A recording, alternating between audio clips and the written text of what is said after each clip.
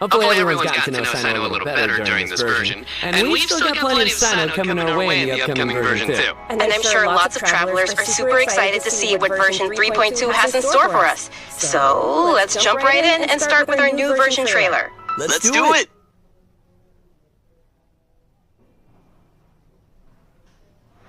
Imagine this. We have orchestrated our plan and successfully rescued Lesser Lord Kusanali. We have changed Sumeru's entire political landscape. Did I just see something dart by? Having the Doctor gone benefits him as well as us. Amazing. So this is how it feels to walk out of that maze with my own body. Yeah!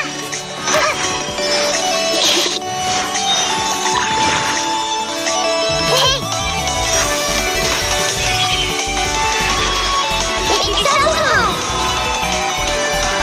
Yeah! But now doesn't seem to be the time to indulge in this feeling.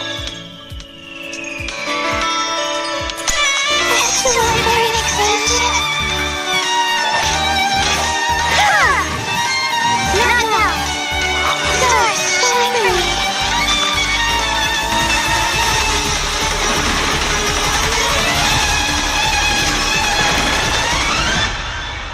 Luckily, there is still some time left for me to take care of everything before I leave. So, You think this is over? Wait. No. I can't.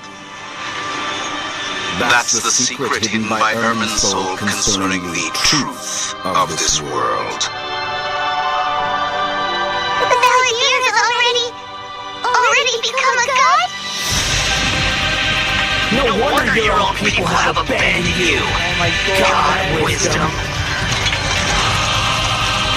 Oh my god. At my command, you shall fall. My endless cycle begins.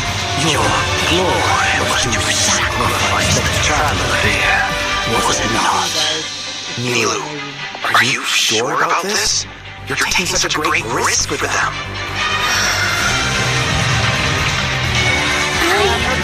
I must admit that I'm a little scared. But I'll try my best for Lesser Lord Kusanali. Hyphen's plan is even more radical than I imagined. Let's show them we Airlights are not to be messed with! Quasar, you've betrayed all of Sumeru, betrayed its Archon. Creating a god. We are using human wisdom to create a god. Let us reenact the scene of the Archon War. Come and inaugurate my birth as a god.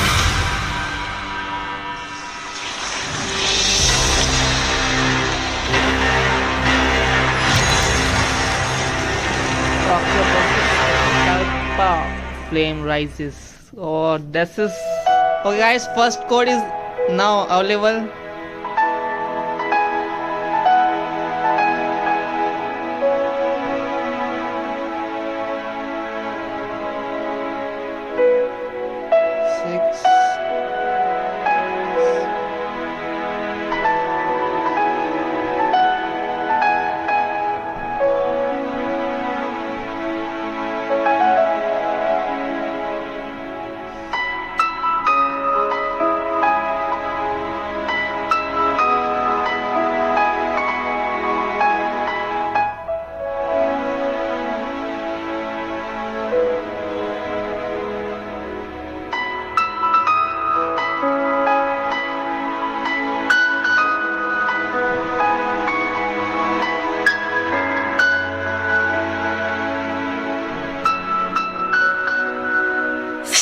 We've got a lot to unpack from that trailer. Yeah. After experiencing the Sub-Zerus Festival, Samsara, and surviving our journey through the desert, we'll finally get to the riveting end of the Sumeru Archon quest in version 3.2.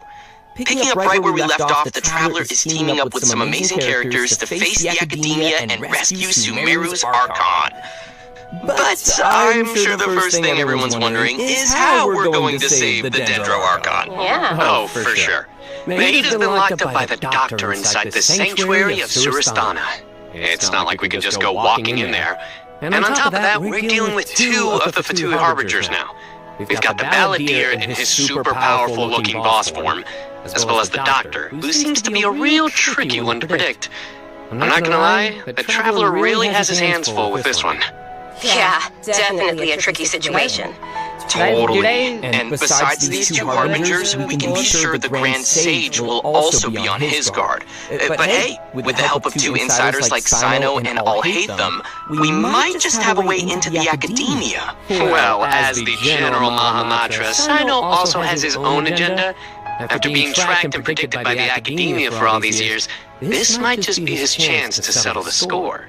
And if we're hoping to truly save Sumeru, we'll definitely need the power of the Dendro Archon to help us. Yeah, I can't wait to see how everyone's hard work and coordination plays out. And I don't know about you guys, but besides saving Nahida, I'm also curious how we're going to save Irminsul. Plus, we still don't know the meaning behind the words that Greater Lord Rukkhadevata left us. World, forget me. Well, travelers will be able to personally unravel the answers to all these questions in their own journeys through version 3.2. You know, I'm actually kind of curious what the future for Sumeru will be once they get through all of this and, well, you know, what will happen to the crew we've been working with along the way? Yeah, same. I just hope things will work out for everyone affected by Elazar, like Dunyarzad and Kale. Oh, and we can't forget the desert dwellers who have been mistreated all these years. There's a lot that needs to change for them, too. Right. So be sure not to miss Chapter 5 of the Archon quest. Akasha pulses, the Kulpa flame rises. It'll be quite the ride, and I hope everyone will enjoy it. Yeah, and of course, the end of this quest won't be the end of everyone's journey in Sumeru. There's still many puzzles and mysteries waiting to be solved. Whether it's Lesser Lord Kusanali, the Doctor, or the Balladeer, I think there still might be lots of unexpected things waiting to be uncovered. Yes, it's gonna be awesome! Okay, so now that we've talked about some of the storyline, maybe we can talk about that massive mechanical-looking puppet we've seen? That's the god that the Academia has been creating. That's right, and now that you mentioned it, let's talk about the Balladeer boss battle. Whew, this boss looks tough. The Doctor must have put a lot of his energy into this. Yeah, the Balladeer has lots of strong and awesome-looking abilities, so why don't we start by checking out some gameplay from the new boss battle? Sound good? Woo!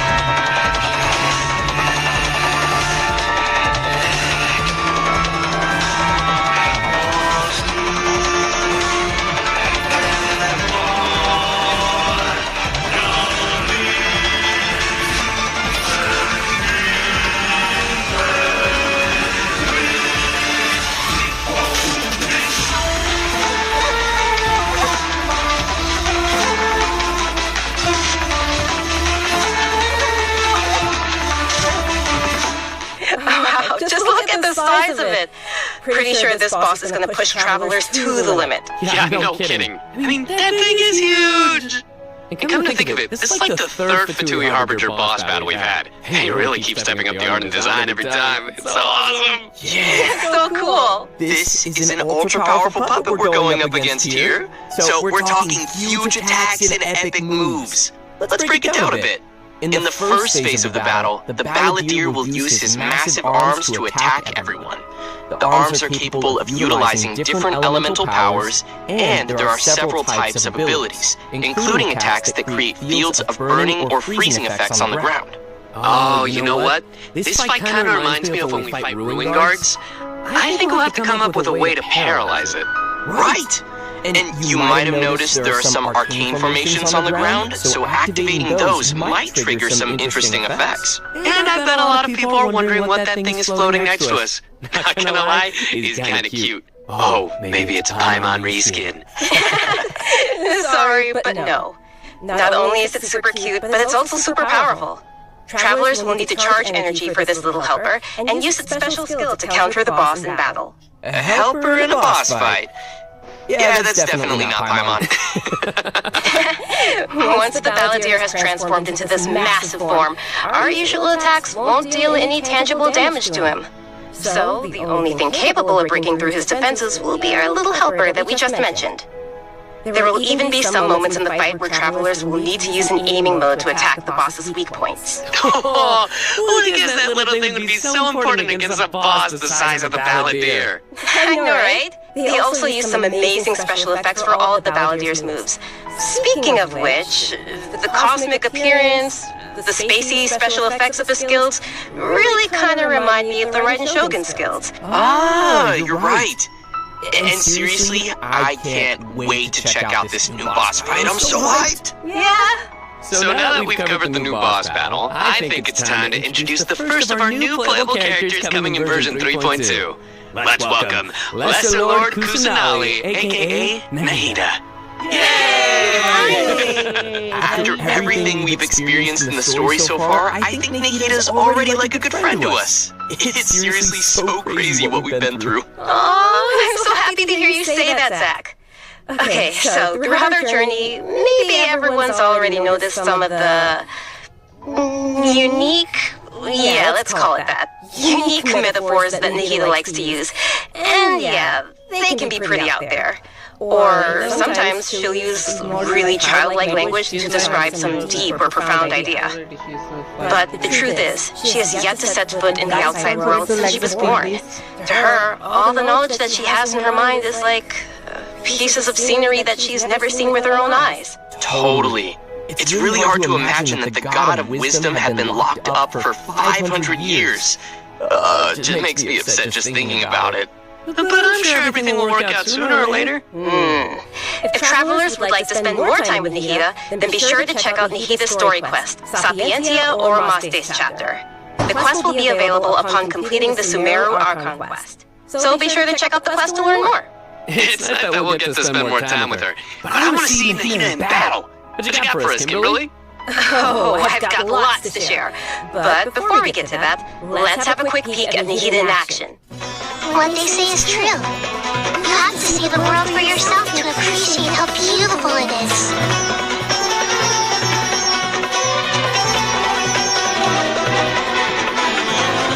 Roll, roll, roll! The Temple of Wisdom!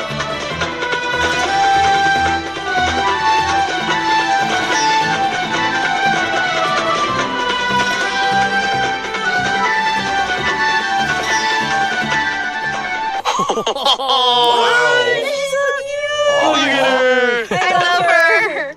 Oh, little Nahida is so cute.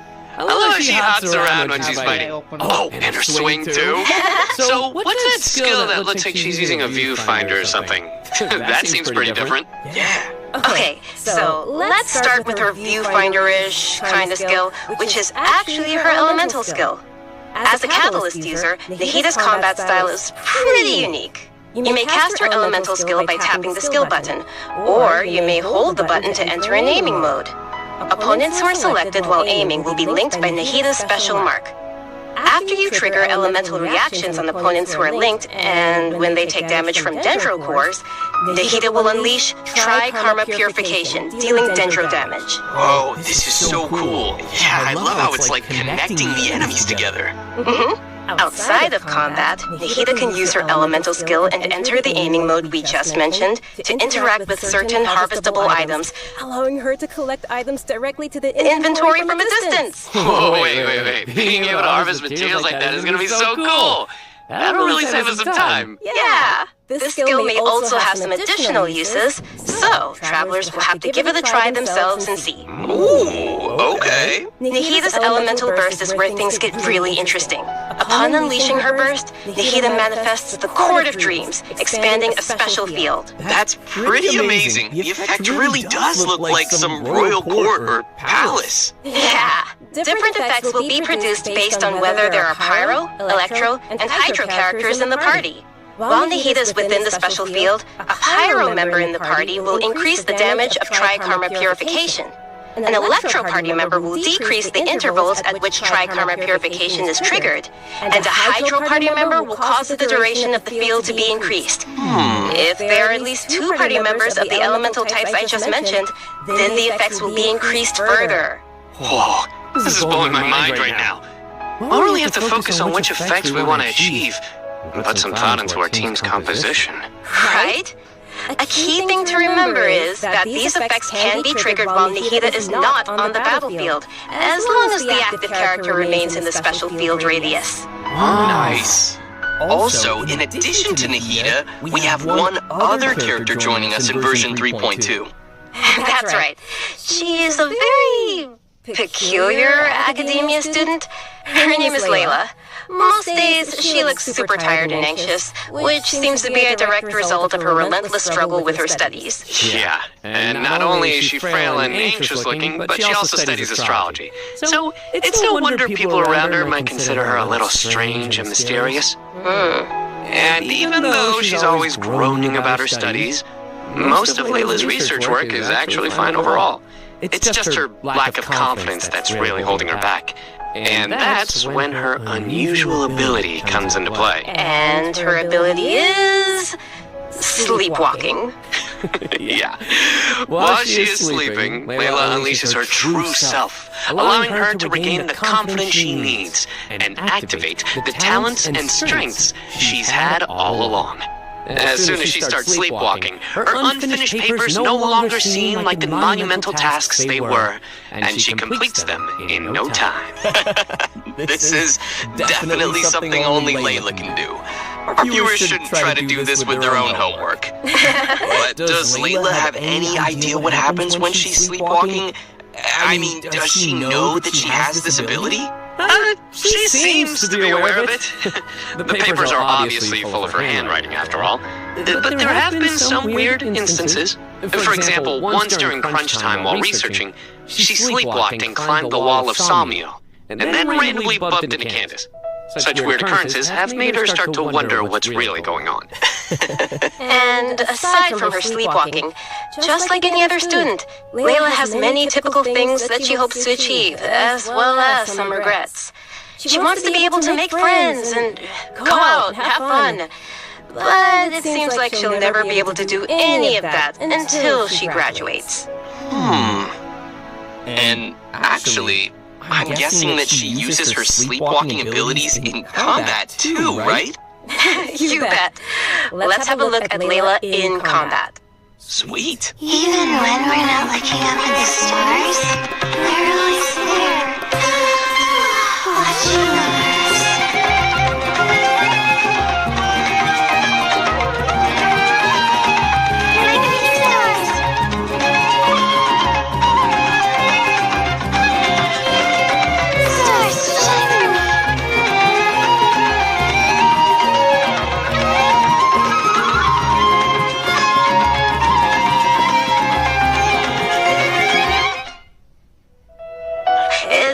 Looks like she's sleeping while being protected by the shield. This shield not only protects Layla, but also creates night stars while it is active. When a character protected by the shield uses an elemental skill, more night stars will be created. Once 4 night stars have been accumulated, they will transform into homing shooting stars, dealing damage to any opponent's hit. Ooh. Night stars. I love how her skills have a starry theme. It ties into her studies. Yeah, throughout the skill's duration, each time a night star is accumulated, the shield strength will increase. This effect can stack up to a maximum of 4 times. Whoa! Layla's elemental burst unleashes a dream sphere that constantly fires starlight slugs at opponents within its AoE, while also generating night stars for Layla's shield. As a talented Ratawa, his student, Layla also comes in handy when crafting. When Layla crafts character talent materials, she has a set chance to receive double the product. Nice. Sweet. Anyway, when can travelers expect to see these new characters available in-game? Great question. That brings us to our new event wishes. In the early part of version 3.2, Nahida and Yoimiya will be available. In the later part of the version, we'll be seeing rerun event wishes for Yainiko and Tartaglia, and Layla will become available for the first time. Also, a new 5-star weapon, 1,000 Floating Dreams, will be appearing in the new weapon event wish. Oh, nice! By the way, I've heard that Layla's been getting ready recently to participate in Sumeru's Beast Tamer tournament. But before we get into that, I think it's time for us to take another break. We'll be back with the latest info on events coming in the version update. I know what you're thinking. It's time for Redemption Code. You guys get it? Boo. I know. Alright, that's enough.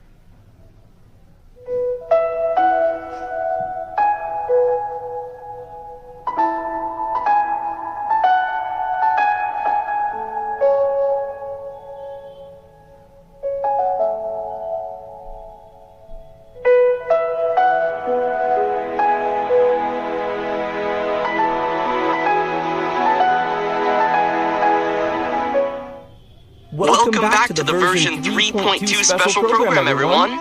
Next, we'll take a look at some of the new events for the coming update. An amazing Fungus competition is about to begin in the lands of Sumeru. Not only has it attracted local competitors from Sumeru, but also spectators from other nations. Fungus competition? How does that even work? Aren't fungi dangerous? They're always attacking us in the wild. I know it sounds a little weird, but you'll love it. In this contest, participants will use a special gadget called a Wisdom Orb to catch and train their fungi and participate in battle events. Although the fungi often pose as little troublemakers for us in the wild, using this gadget will allow travelers to establish a certain level of communication with them. Okay, so, if I catch and train a Jade Bloom Terror Shroom, then I should be pretty much unstoppable, right? Oh no, come on, that wouldn't be fair. In this event, travelers will be able to sneak up on fungi in some certain areas to catch them. Unfortunately, the Jade Plume Terror Shroom is not one of those areas, Kimberly. Aww. If you end up startling them, they'll flee until they are outside a set distance. After catching different kinds of fungi, you can follow Paimon's suggestion and give them cute names. But most importantly, you will have to train your fungi. That sounds fun. Travelers will have to use special floral jelly ingredients to mix and form blends that your fungi enjoy and unlock their true potential. While mixing ingredients, you use copy, switch, and rotate functions, and place a preset formula you have in the corresponding spot. Aw, looks kind of like jelly. I bet Paimon's gonna be all over that. Hey! Paimon would never do that! Well, I can tell why you didn't book that role. And with all these different kinds of fungi, they should have different abilities, right? Yeah, so to work on their abilities, we'll use something called the Special Training Mode. In this mode, there will be two challenge types, Coordinated Assaults and Zone Defense. Travelers will be able to command their fungi's abilities, have them coordinate their attacks against a single target, and control them to defend the Leyline Monolith. Aw, they're so cute. This is gonna be so much fun. I can't wait. Yeah, me neither. As for the rewards, in addition to Primogems and various materials, once travelers have reached a certain phase of the event, they will also be able to summon the great and almighty merchant, Dory. And Layla will be appearing in the event storyline, as well as a familiar visitor from another nation. Any idea who it could be? Supposedly a fun guy? Okay, I see what you did there. I respect it.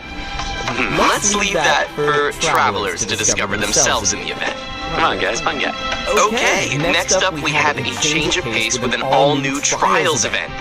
For this event, travelers will have to use characters' special abilities to complete specific objectives. For example, you may have to knock slimes into the goal by triggering an overloaded reaction with Yen Fei's and Klee's attacks, or use Yelan's elemental skill to move quickly and dodge giant pinballs. Here are some others. Use Xiao's plunging attack to send platforms back to the ground, or use Beto's elemental skill to hit the ball. This sounds like some pretty unusual training.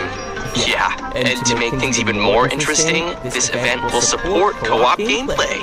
Oh. This sounds like it'll be a lot of fun to watch. But what about objectives for characters that maybe we haven't unlocked yet? No worries, we got you covered. All the corresponding characters will be provided as trial characters in the challenges. Ah, perfect. In addition to these events, version 3.2 will also feature an event for our players to put their skills to the test. This time, we'll have a new edition of the Hypostatic Symphony event. Nice. So, what changes can travelers expect this time around? The most notable change, of course, will be the addition of the new Dendro Hypostasis. That's right, the last member of the Hypostasis family will be officially landing in version 3.2. Besides serving as a new open-world boss, the Dendro Hypostasis will also be busy performing alongside its fellow Hypostases in the Hypostatic Symphony event. This time around, travelers will be facing challenges featuring the Dendro, Cryo, Pyro, and Hydro Hypostases. Before each challenge, travelers may select a buff effect to use. However, as you increase the difficulty, the number of uses will decrease and the enemies will become more challenging. So it'll be super important for travelers to plan the right moment to use these effects. So what options do we have once we run out of buffs? Travelers will still be able to use food and potions from their inventory. If you're aiming to just collect all the Primogem rewards, then don't worry, you won't need to up the difficulty too much. Okay, good to know. Whew. I, for one, will definitely not be upping the difficulty. And just like before, you may tackle the challenges together with your friends once they have joined your world. Great. We can help each other out. Oh yeah. Now that we've covered the challenge event, let's take a quick look at a couple more casual events coming our way in the new update. First, we'll be finding inspiration for an illustrator in the Outside the Canvas Inside the Lens event. And once again, we'll be working together with Lieben in Marvelous Merchandise. It's also worth mentioning here that some optimizations have been made for the photo event this time around. Everyone will be able to select from some preset angles and can make use of the rotate and focus functions to take better pictures. That's great. While you're out taking pictures, you may run into some interesting storylines along the way. So be sure not to miss Outside the Canvas Inside the Lens. Man, I love these kinds of events. Sign me up. Yeah, me too. In addition to all these new events, we also have some news on system-related updates and optimizations. I'm really excited about the first of these, which is regarding the Serenity Teapot. Starting with version 3.2, the Serenity Teapot will be adding the long-awaited replication system. Wow, that's super amazing. Yeah. This feature will allow travelers to use sharing codes to bring designs from other travelers' teapots and implement them in their own, or share their own teapot designs. I know there may be some travelers out there who have seen some amazing teapot designs that they've wanted to also create themselves, but didn't have the ability or time to make it. With this new function, travelers will be able to bring that creativity back to their own teapot, or share their creativity with others. Get ready to hit up your friends with amazing teapot skills. I can't wait to see everyone sharing their designs, especially with me. Which brings us to our final update to share with everyone. This one is regarding the game's available languages. Starting with version 3.3, which will be the update following this one, Genshin Impact will be adding Turkish and Italian to the game language settings. So, players who prefer to see the game's text and UI in those languages can look forward to that. The team truly hopes that travelers from all over the world can enjoy the game and start their own journeys through the world of Tibet. For further details, please check Genshin Impact's official channels and keep an eye out for future announcements and info. Wow, we've covered a ton of stuff. Seriously, it's a lot to take in. For sure. So now's probably a great time for our last redemption code. Oh yeah, let's go.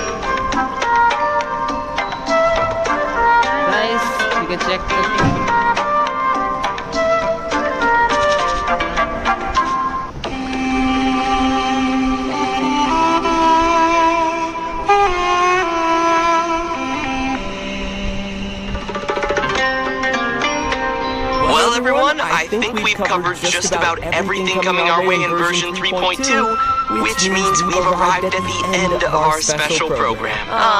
This was fun. Yeah, no, we covered a ton of stuff. So much stuff. Yeah.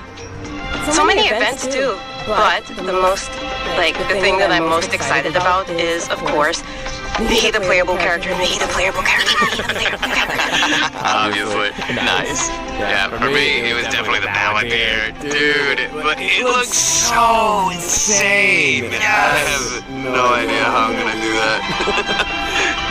Yeah, no, for me, oh my gosh, so many things. Battling the Dendro Hypostasis, and of course the fabulous Fungus Frenzy, getting my little fungi and battling with them, and, you know, the teapot, the Serena teapot, I'm so behind on my teapot, so I can't wait to get on it. get some designs from others, or at least, you know, get some inspiration from getting another teapot design. And just as we mentioned earlier, even though the Sumeru Archon quest will be reaching its final chapter here, it most definitely won't be the end of our journey in Sumeru. In our story this time, we'll be encountering some interesting and mysterious content, and I hope it will be an amazing experience for all of our travelers. May the wisdom of the Dendro Archon be with all of you. See you in game, everyone! Bye! See ya. Bye-bye!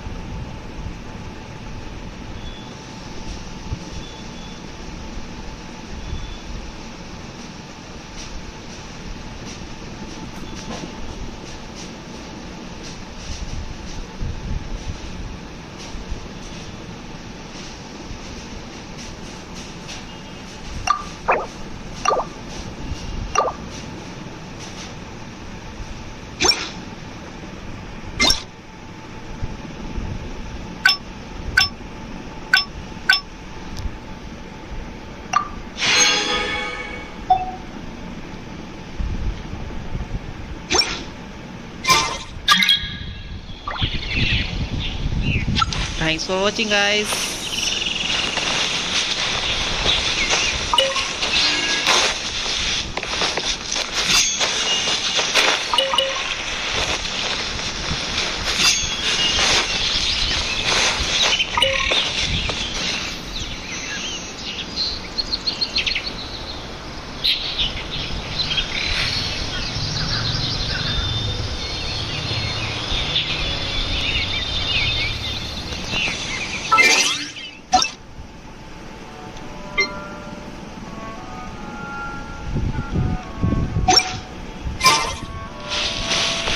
Okay guys, time to go. Thanks for watching. See you. Let's meet again.